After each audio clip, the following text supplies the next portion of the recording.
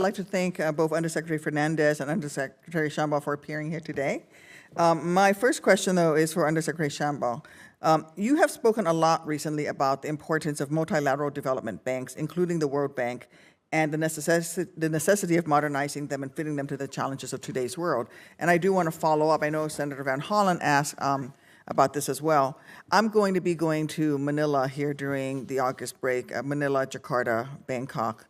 I'm going to be meeting with Chantel Wong, and she's going to walk me through some projects in Manila itself. How would you assess the current relative strength of the Asian Development Bank in comparison with the PRC-led Asian Infrastructure Investment Bank? What are the weaknesses of the ADB compared to the AIIB, and what can we do to address these weaknesses? And are there any opportunities for us to perhaps adjust our participation so that we can be more effective? Thank you for the question, Senator. I think it's an extremely important one. The Asian Development Bank plays a really important role to exactly this issue we've been discussing today of making sure there are high standards lending options available to countries so that they do not turn to options that are not as high standards and not in their interest. I'd say in our efforts to evolve the multilateral development banks, much of that work started at the World Bank, but a big part of what we've been trying to do over the last few months and certainly over the next 6 months is to push that work out across all the multilateral development banks. We think there's a huge amount of opportunity at the Asian Development Bank in terms of using their balance sheet more effectively, which would expand the amount of lending they could do. In a way that maintains their status and their ability to make lends at good rates, but do quite a bit more. And so we think there's a huge opportunity to push out that work. We also think making it a more nimble bank to change the way the operational incentives function such that they can work better with countries on the needs they have. They can work towards global challenges better. We think there's a lot that can be done. You mentioned Ambassador Wong. We think she's terrific and doing a lot of work there, and I think there's great opportunity, and I'm glad to hear that you're going because I think it'll be a terrific visit. Are there things that are pushing folks towards the AIIB as opposed to the ADB? Or are there restrictions on ADB that they, why would a nation choose one or the other? And maybe they're not in direct competition with each other. And especially when you think to places like the Pacific Islands, Palau, Marshall Islands, those kind of places where there are very few resources.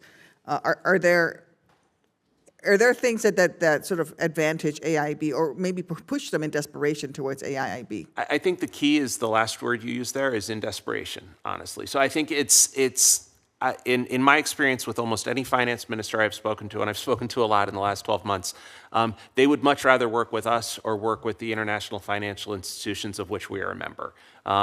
They are better run, they are cleaner, they are transparent, and they are high standards. And that's what they'd like to do. And so that's why when we talk about opening up more headroom and more lending room at the ADB, it's so important because the more funding it has available at very good rates for countries, the more likely they are to work with the ADB, which is a better option for them, and it's more in our interest as well. So I don't think it's something specifically. I'll actually check with Ambassador Wong and our team if we think there's anything that is a block for some countries on ADB versus AIIB. But in my experience, it has broadly been a question of opportunity.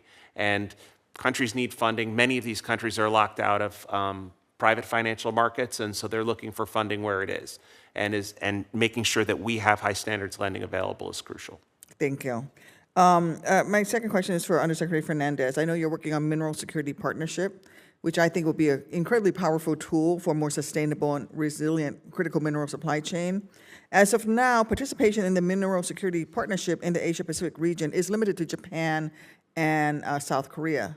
How does the State Department continue to deepen engagement on critical minerals in the Asia-Pacific region beyond those countries, and what are the criteria for expansion of the MSP in the Asia-Pacific? I've had multiple conversations with Indonesian leaders who, feel like their minerals are being exploited by PRC-led firms, and they want somebody else in there, whether it's Australians or other partnerships, and they feel very much limited that there's only one country really leading the effort.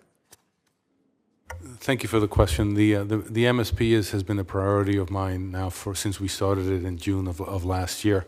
India just joined, and now we have 14 countries, as well as the European Union. We are We reach out constantly to producing countries as well. We have spoken to a number of countries in the region. We are trying to also do more with Indonesia, which has a number of critical minerals that will be important going forward.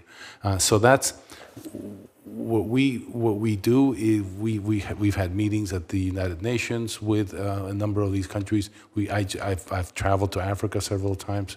I intend to go to Indonesia in the next 6 months, and part of what I will do there is talk about the Mineral Security Partnership. But we are in constant contact with the producing countries, because that's where the struggle will be won or lost. Thank you. Mr. Chairman, may I ask one additional question, or am I out of time? Please, go ahead. Thank you, Mr. Chairman. I just want to follow up on that. You know, in instances where critical minerals projects might face a choice, again, similar to my earlier question, when there's a choice between pursuing support through the MSP versus pursuing support through Chinese investments or PRC investments, what are the tools that we have at our disposal to persuade them that it's worth following our higher transparency, environmental, and labor standards? And how do we win that competition? One of our tools is the combined strength of the allies and partners. We started doing it because we found that individually we were missing out on opportunities. So with the 14 countries, we on a weekly basis we discuss specific projects. We discuss specific ways for our financing entities to cooperate.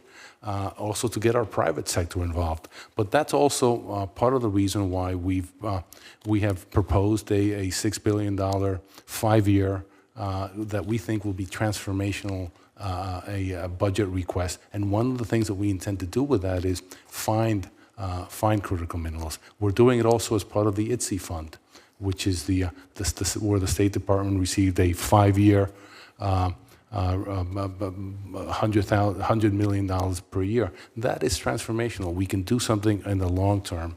And so we are working now, but we could do more. I can just cite one example. South Korea has announced that they will devote $1.7 billion to critical minerals through the Mineral Security Partnership. That's the kind of commitment that we're looking for from our partners, and that's why we put together our budget request. Thank you. Thank you, Mr. Chairman.